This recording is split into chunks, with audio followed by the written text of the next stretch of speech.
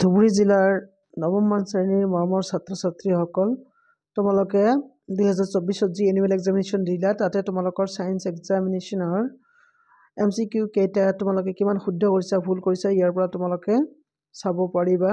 আৰু তোমালোকক অনুৰোধ কৰিব বিচাৰিছোঁ, তোমালোকে মোৰ চেনেলটো ছাবস্ক্ৰাইব কৰিবা, যাতে তোমালোকে ক্লাছ 10ত গৈ ছায়েন্স আৰু মেথছত সহায় ল'ব পাৰা। আমি আৰম্ভ কৰিছোঁ। কুৱেশ্যন নম্বৰ 1 পৰা। আচ্ছা, এণ্ড কৰিছোঁ ৰ'বা। কুৱেশ্যন নম্বৰ 1ত কি আছে এইফালে চাবা তোমালোকে। পদাৰ্থৰ ভৌতিক অৱস্থাৰ সংখ্যা তোমালোকে চি অপশ্যন দিছা, যিয়ে ৰাইট। তাৰপিছত 2 নম্বৰটো হ'ল তোমালোকৰ এ অপশ্যন।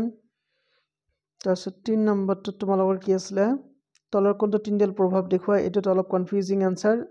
যিয়ে তোমালোকে বি লিখিছা ৰাইট, যিয়ে ডি লিখিছা সেয়াও ৰাইট। তাৰপিছত নেক্সট কুৱেশ্যন হ'ল তোমালোকৰ কুৱেশ্যন নম্বৰ 4, ৰাসায়নিক পৰিৱৰ্তন নহয়, তোমালোকৰ হ'ব এইটো আনচাৰ সাবলিমেশ্যন। তাৰপিছত 5 নম্বৰটো আছিল কি তোমালোকৰ, যে তলৰ কোনটো ধাতু কল্প নহয়, সেয়া ব্ৰমিন, ই অধাতু হয়। ব্ৰমিনটো অধাতু, ই লিকুইড অৱস্থাত থাকে। ব্ৰমিন, ব্ৰমিন। 6, কুৱেশ্যন নম্বৰ 6টো তোমালোকৰ কি আছিলে, 70% কপাৰ হ'ব আৰু জিংক হ'ব 30%। নাই, যিয়ে উল্টাই লিখিছা 30% 70%, এইটো ৰং হ'ব, কাৰণ ইয়াত স্পষ্টকৈ দিয়া আছে কপাৰ আৰু জিংক ৰেচপেক্টিভলি তাৰমানে। তাৰপিছত আছিল তোমালোকৰ কুৱেশ্যন নম্বৰ, ক্লৰিন আয়নত যোজ্যতা ইলেক্ট্ৰনৰ সংখ্যা। যোজ্যতা ইলেক্ট্ৰনৰ সংখ্যা তোমালোকৰ বহিঃকুলত তাৰমানে 8টা হ'ব। তোমালোকৰ 8 নম্বৰটো হ'ব কি, তলৰ কোনটো ছডিয়ামৰ শুদ্ধ ইলেক্ট্ৰনিক বিন্যাস 281, এইটো ৰাইট এনচাৰ, মানে ডি অপশ্যনটো ৰাইট। তাৰপিছত ছালফিউৰিক এচিড, ছালফিউৰিক এচিডৰ তোমাৰ আণৱিক ভৰ 98U, এটা 98U হ'ব চি। তাৰপিছত এটমিক নাম্বাৰ অফ অক্সিজেন, অক্সিজেনৰ এটমিক নাম্বাৰ 826 তাৰমানে। তাৰপিছত তলৰ কোনটো মৌলৰ যোজক কক্ষত 4টা ইলেক্ট্ৰনৰ সৈতে মুঠ 3টা কক্ষপথ থাকে, সেয়া ছালফাৰ হ'ব। তাৰপিছত নেক্সটত আহিল the mass of an electron, ইলেক্ট্ৰনৰ ভৰ কিমান হ'ব, তোমালোকৰ 9.11 × 10⁻28 kg, কেজিটো ইয়াত দিয়া নাই যদিও কেজি হ'ব।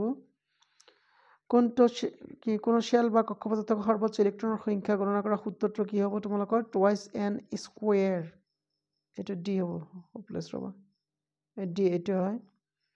তাৰপিছত জড়তা নিৰ্ভৰ কৰা কাৰক কোনটো, এইটো হ'ব বস্তুৰ ভৰ। তাৰপিছত হুইচ ইজ দ্য গ্ৰাফ, সুষম দূৰত্বৰ বাবে কোনটো লেখ, এইটো হ'ব তোমালোকৰ এ অপশ্যন। নেক্সট কুৱেশ্যন আছিল তোমালোকৰ 16টোত আমি কি লিখিম এতিয়া, তলৰ কোনটো স্কেলাৰ ৰাশি দ্ৰুতি।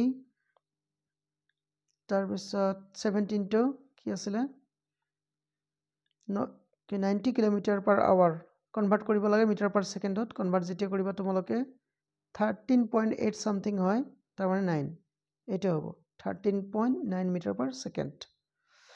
18 নম্বৰটো কি আছিলে, ৰকেটৰ গতি কি নীতিৰ ওপৰত প্ৰতিষ্ঠিত, ইয়া মোমেণ্টাম, ভৰ বেগৰ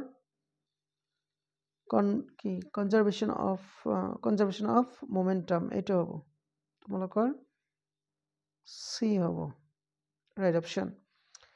এছ আই ইউনিট অফ ফ'ৰ্চৰ কি হ'ব, কেজি মিটাৰ/ছেকেণ্ড স্কুৱেৰ, এইটো হ'ব কিলোগ্ৰাম মিটাৰ/ছেকেণ্ড স্কুৱেৰ। তাৰপিছত আহিল তোমালোকৰ নেক্সট কুৱেশ্যন, মোমেণ্টাম, এমবাৰৰ বস্তু এটা ভি বেগেৰে গতি কৰিলে ইয়াৰ মোমেণ্টাম কিমান হ'ব, তোমালোকে জানা এইটো ডি হ'ব। তাৰপিছত মাধ্যাকৰ্ষণিক ত্বৰণ জিৰ মান কেনেকৈ আমি উলিয়াম, জি = gm/r², এইটো ফৰ্মুলাত। আৰ্কিমিডিছ নীতিৰ আধাৰত নিৰ্মিত এবিধ সঁজুলি কোনটো হ'ব, এইটো হ'ব হাইড্ৰমিটাৰ, ডি অপশ্যন। তাৰপিছত প্লাবিত বলৰ মান নিৰ্ভৰ কৰে কিহৰ ওপৰত, ডেন্সিটিৰ ওপৰত, ঘনত্বৰ ওপৰত।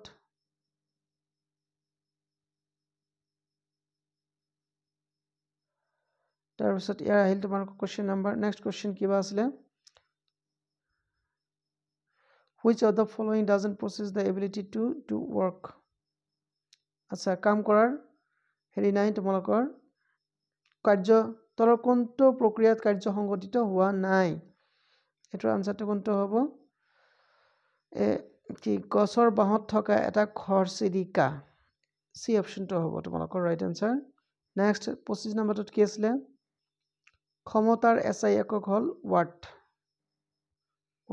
তাৰপিছত 26 নম্বৰটোত কি আছিল তোমালোকৰ তলৰ কোনটো শক্তিৰ একক নহয় শক্তিৰ একক নহয় কোনটো কিলোৱাট কিলোৱাট হল তোমাৰ ক্ষমতাৰ একক তাৰপিছত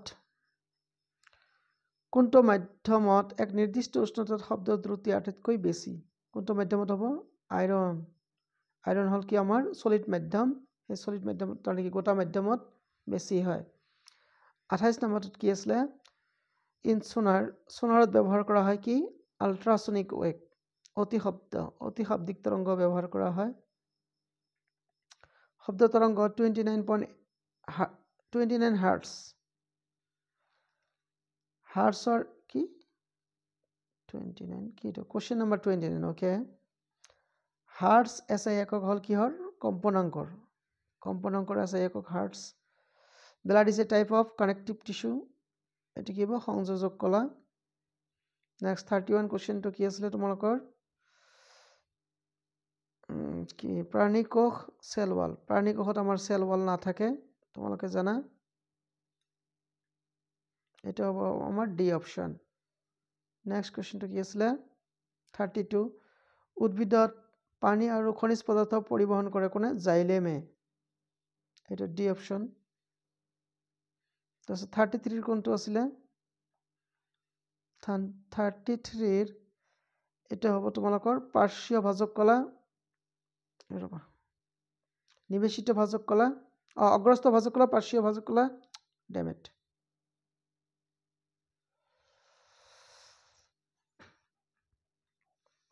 এটা হ'ব তোমালোকৰ বি অপশন অগ্ৰস্থ ভাজক কলা নিবেশিত ভাজক কলা আৰু পাৰ্শ্বীয় ভাজক কলা তাৰ পিছত আহিল তোমালোকৰ 34 স্নায়ুকোষত নাই কি নাই টেন্ডন ক'ত থাকে তোমালোকৰ হাড় আৰু পেশীৰ সংযোগ স্থানত থাকে টেন্ডন অৰিজিন অফ স্পেচিছ কোনে লিখিছিল চাৰ্লছ ডাৰউইন সবে জানা ৰবা তাৰপিছত এমিবা বিলংস টু কোনটো হ'ব এমিবা কোনটো ৰাজ্যৰ অন্তৰ্ভুক্ত প্ৰতিষ্ঠা তাৰপিছত আমাৰ মাছৰ কেইটা চেম্বাৰ থাকে হাড়ত দুটা কি হ'ব এটা তোমালোকৰ আনসাৰ বি অপশন আচ্ছা 3 চেম্বাৰ গল earthworm belongs to which of the phylum বলয়ী প্ৰাণী সন্ধিপতিটো নহয় ঘূৰণীয়া কৃমি আৰ্থৱৰ্ম তোমালোকৰ হ'ব এইটো বলয়ী প্ৰাণী হ'ব এইটো এ হ'ব 38A হেল্থ স্বাস্থ্য হল কি আমাৰ সোশিয়েল ওয়েলবিং সুস্থ সামাজিক অৱস্থা সুস্থ দৈহিক অৱস্থা সুস্থ মানসিক অৱস্থা ওপৰৰ আটাইবোৰ ডিটো হ'ব কোৱেশ্চন নাম্বাৰ 42 কি আছিল বেমাৰ বীজাণু সঞ্চাৰণ কৰা পোক বা পতংগক জনা যায় ভেক্টৰ হিচাপে বাহক সি অপশন 41ত কি আছে তোমালোকৰ বায়ুমণ্ডলত পোৱা অক্সিজেনৰ দুটা ৰূপ হল ওজন আৰু অক্সিজেন